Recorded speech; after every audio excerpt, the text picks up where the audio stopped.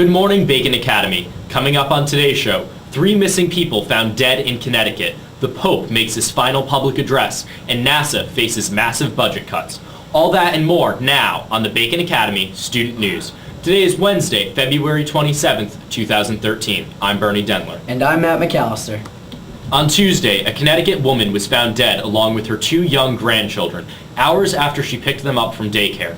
Deborah Dennison picked the 2 boys up at around 2:30 p.m. on Tuesday and could not be located. It was the eldest child's birthday, and Dennison was tasked with bringing the boys to the party. An Amber Alert was issued, and at about 9:30 p.m., police received a report that a suspicious vehicle was parked near Lake of Isles in Preston, with 3 injured passengers inside. The boys and their grandmother, who had a history of mental illness, were both pronounced dead at the scene.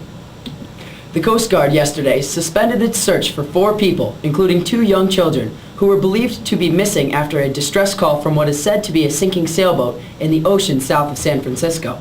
Officials are now investigating the possibility that the incident was a hoax. Searchers using aircraft and sea vessels found, quote, no signs of distress, no signs of debris, and no reports of missing people, Coast Guard spokesman Mike Lutz said. Lutz also announced that the agency will continue to investigate the case, including whether the initial distress call was a hoax. The Senate voted on Tuesday to confirm Chuck Hagel as the nation's 24th Secretary of Defense. Hagel, who won 2 Purple Hearts in the Vietnam War, is the first Vietnam veteran in this post. The former Republican senator from Nebraska will confront 2 new challenges in this position: potentially dramatic budget cuts and tensions with congressional critics. A student at Coastal Carolina University died after a shooting near the campus on Tuesday.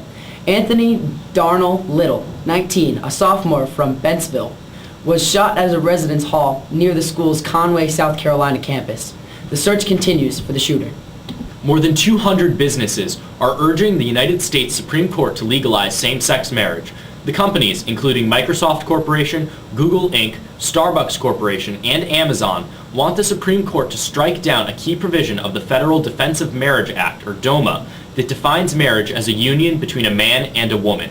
The case will be argued before the Supreme Court on March 26th. Turning to world news, North Korea is warning the United States that it is now within range of strategic rockets and atomic weapons, and that the nation is now prepared to protect itself from foreign aggression. The report, which was published by a propagandist North Korean news site, stated that the U.S. should not consider itself secure just because of its location on the other side of the Pacific Ocean. The report went on to suggest that if the U.S. takes hostile action against the North, that it will erase the country and its people from the earth. Given the source of the threat, it should be taken with a grain of salt, but North Korea did recently complete its 3rd nuclear test, despite continued protests from the United Nations. Egyptian President Mohamed Morsi has announced that parliamentary elections will begin on April 27th and run through June as a part of the 4-stage vote that may bring an end to the chaotic transition to democracy the country has been experiencing since Egyptian President Mohamed Morsi has announced that parliamentary elections will begin on April 27th and run through June as a part of the 4-stage vote that may bring an end to the chaotic transition to democracy the country has been experiencing since the 2011 Egyptian Revolution and the ousting of former Egyptian President Hosni Mubarak. The newly elected parliament will convene for the first time on July 6th. Egyptian authorities have launched an investigation after a hot air balloon crashed 1,000 feet to the ground, killing 19 tourists who had taken a sunrise flight near the ancient city of Luxor. Witnesses described seeing people leaping out of the balloon as it burned and plummeted to the ground. The casualties included British, French, Belgian, Hungarian, and Japanese nationals, and 9 tourists from Hong Kong, the Luxor governor Azat Saad told reporters. A British tourist and an Egyptian pilot named Mohammad Murad Ali, who survived with 70% burns, were the only people to have survived the crash. Investigators say that this is the hot air balloon company Sky Cruise's 2nd crash in the past 18 months.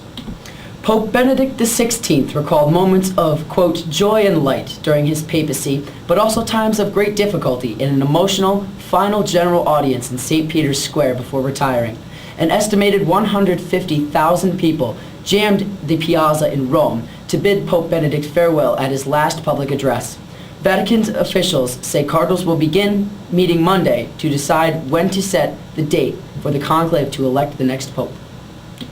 Good news for Star Trek fans. Vulcan was the runaway winner of an online survey conducted by SETI to name 2 recently discovered satellites of the dwarf planet Pluto.